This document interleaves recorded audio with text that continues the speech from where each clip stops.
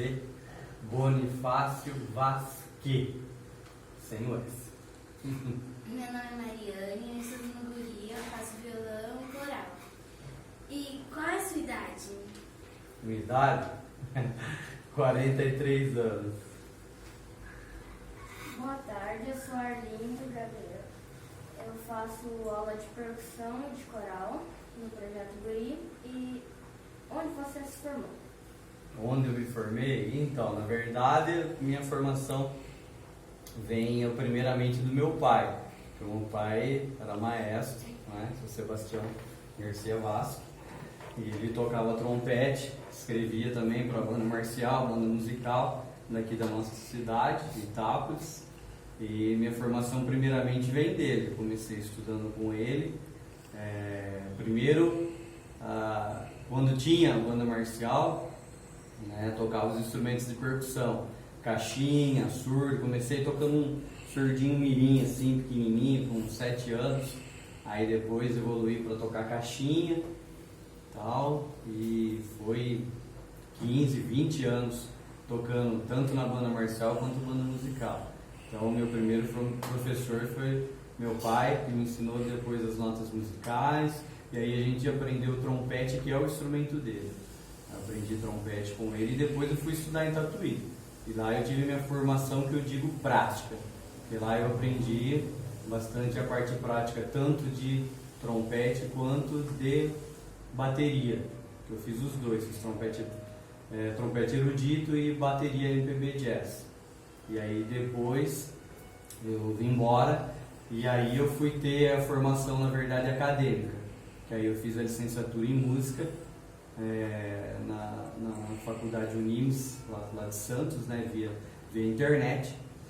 Fiz a licenciatura em música, depois a licenciatura em pedagogia e agora uma pós-graduação em psicomotricidade. Então essas foram as minhas formações. Boa tarde, eu sou Eduardo Costa. Eu faço guri, eu faço percussão e coral. Parece que eu te conheço. Seu aluno? Quando criança, você imaginava ser professor como você é hoje? Na verdade, as coisas foram acontecendo naturalmente. Eu não imaginava dar aula. O que eu imaginava para mim, desde criança, ela tá tocando realmente, né? Tá tocando, de repente, com um artista famoso, ou tocando nas bandas que eu via aí na TV, né? Mas naturalmente isso foi se integrando na nossa vida, a questão da aula, porque você vai aprendendo e aí vai surgindo as oportunidades de dar aula aqui e ali. E de repente surgiu também a oportunidade de dar aula no Projeto Guri. Foi quando a gente fez o teste, acabou ingressando e estamos aí até hoje dando aula. Então isso foi muito naturalmente, a questão da aula. O que mais lhe atrai na sua profissão? Oi, o que mais? Lhe atrai na sua profissão?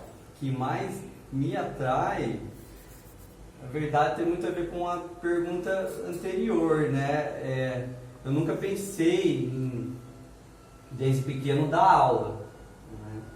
Hoje, assim, é um desafio dar aula porque as coisas mudaram bastante do tempo que a gente estudou, do tempo que eu, por exemplo, estudei em Tatuí, né? O mundo evoluiu muito, algumas coisas para melhor, outras para piores, né? De uma forma geral, eu digo que hoje as músicas que a gente escuta, por exemplo, na rádio, nessa questão eu acho que piorou, porque eu me lembro bem quando eu tinha aí 20, 25 anos, que a gente escutava as rádios, então a gente ouvia muito Legião, ouvia muito Djavan. Eu lembro que quando eu comecei a tocar na noite, por exemplo, tinha que tocar quase que todas as músicas ao vivo do CD duplo que o Djavan gravou, né? E são músicas difíceis, são músicas bonitas e difíceis de ser tocadas, né? Não era qualquer pessoa que conseguia tocar, né? E hoje não, hoje o que você escuta na rádio 90% é sertanejo, e que não exige muito, é sertanejo, digo, universitário, né? Porque não é mais o sertanejo raiz, né? Como era o Chitãozinho Chororó, Zezé de Camargo, ou Tião Carreiro, voltando ainda mais para trás, né? O sertanejo universitário. E no sertanejo universitário de hoje você não te exige muito musicalmente. Eu falo que, por exemplo, na minha área da bateria, se você conseguir aprender 2, 3 batidas aí do sertanejo, do arrocha universitário que você escuta hoje, com 2, 3 batidas você toca a noite inteira, não precisa saber muito. Então nessa questão eu acho que acabou dando uma piorada. Mas claro que tem muita coisa boa, só que as coisas boas a gente tem que correr atrás, tem que ir lá no YouTube, pesquisar quem está fazendo um trabalho legal, os artistas novos e bacanas que estão surgindo, a gente tem que correr atrás para poder descobrir, a gente tem que garimpar, né, os artistas bons. Enquanto que alguns aí, não desmerecendo ninguém, mas os funkeiros aí da moda, o Pablo Vittar, a Ludmilla, a Anitta, isso daí a gente escuta o dia todo em qualquer lugar. Enfim. Conte sobre as suas aulas mais difíceis e desafiadoras que você já deu. Não dá pra falar, acho que desafio assim específico. Teve um desafio. Acho que o desafio na verdade é no dia a dia, né? A aula mais difícil, as aulas, né, mais difíceis, claro, são a gente dá todo dia na questão. Eu acho hoje mais o desafio pra gente é educacional mesmo, né? Você fazer o aluno entender que se ele não tem um mínimo de esforço, ele não vai evoluir. E antes a gente, poxa vida, já tinha nítido, era gritante para a gente que começava a estudar, que se a gente não estudasse no mínimo aí 3, 4 horas ao dia, a gente não tinha evolução, e a gente fazia mais. Eu lembro que na época que eu estudava em Tatuí, a gente estudava uma média aí de 8 horas ao dia, todo dia. E hoje, você colocar na cabeça de uma criança que está começando, que ele tem que tirar aí 15 minutos do seu dia para poder praticar, para poder... É difícil isso hoje. Eles não entendem, porque eu acho que isso começou também, eu falo que isso é um braço da escola. Um braço da escola porque na escola, quando eu estudava, e eu repeti 2 anos na escola, 1 ano por causa de matemática e 1 ano por causa de inglês, de 1 ponto. E tive que ficar. Então eu tive que ficar 2 anos, e aí ou eu estudava realmente, né, para passar e merecer, ou eu ia ficar quantos anos fossem precisos. Eu acho que tem que ser assim. Por que eu falo que hoje é um braço da escola? Porque os alunos hoje, se eles não estudam na escola, chega final do ano, o professor tem que se virar para dar nota para ele, né? Ele tem que chegar ao final do ano, se ele não tem a nota real para ele passar, o professor tem que se virar nos 30 e dar nota. Se ele falta 1, 2, 3, não tem problema, não acontece nada. Então passa uma imagem de que assim, se eu estudar ou se eu não estudar, vai ficar do mesmo tamanho, Então o aluno acaba optando por não estudar, que é muito mais fácil, né? Porém não tem resultado, né? Só que a gente, como professor, a gente quer o melhor resultado de todo o aluno. Tanto o aluno que tem facilidade, né, para estudar, quanto o aluno que tem dificuldade também, porque não é todo mundo que tem facilidade, né? Eu dou o meu próprio exemplo, porque eu já tentei estudar violão, e eu fiz 1 ano e meio de violão, tentando, estudando todo dia, 1 hora e meia, 2 horas violão lá, e não foi. Não sei porquê, mas não consegui. Para mim foi difícil. Não sei se pela questão que eu estudava como destro, e eu sou canhoto, né? Então estou pensando agora começar tudo de novo, só que agora como canhoto, para ver se eu consigo tocar o violão, né? E assim é. E acho que tudo na vida a gente tem que entender que para a gente ter um mínimo de resultado, a gente tem que ter também um mínimo de esforço. Só que a gente não quer ter um resultado pequeno, a gente quer sempre como professor ter um resultado grande. Então um resultado que para quem está ouvindo, para o pai, para a mãe, para os parentes, para quem vai assistir, os nossos alunos, cheguem lá e falar: poxa, que legal, você viu como que ele está tocando? Olha a peça que ele apresentou, olha que bacana, que legal, né? E não que seja uma mera apresentação, às vezes de, poxa, nossa, você viu lá que apresentação, que bacana, legal, tal. A gente não quer isso, a gente não quer um mero, foi bacana, um mero joia. Não, a gente quer que todo mundo aprenda, né, de tal forma que quem está vendo, quem está ouvindo, o cara chega e fala, parabéns, que legal, foi bacana o que você fez. É isso que a gente quer. E aí? Qual foi o dia mais difícil e gratificante como profissional? Dia difícil está sendo hoje, ficar dando entrevista. Eu acho que dificuldade do dia a dia nosso é o tempo para cumprir tudo que a gente tem. Não só dentro do nosso projeto, mas das outras aulas também. Nós somos, como professores, nós somos cobrados muito, né, pelos pais, né, pela sociedade em geral, de que a gente tem que apresentar, a gente tem que mostrar um trabalho, e tem que ser um trabalho bom, como eu falei, não pode ser um trabalho medíocre, né?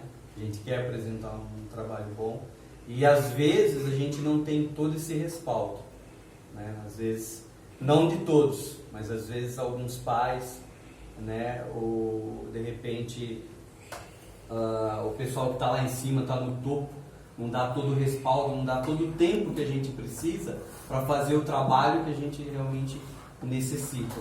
Então, isso eu acho difícil e desafiador todo dia. Né? Todo dia você tem que ir para a sala de aula e você tem que fazer o aluno todo dia evoluir, e de repente o aluno nem vai para a aula.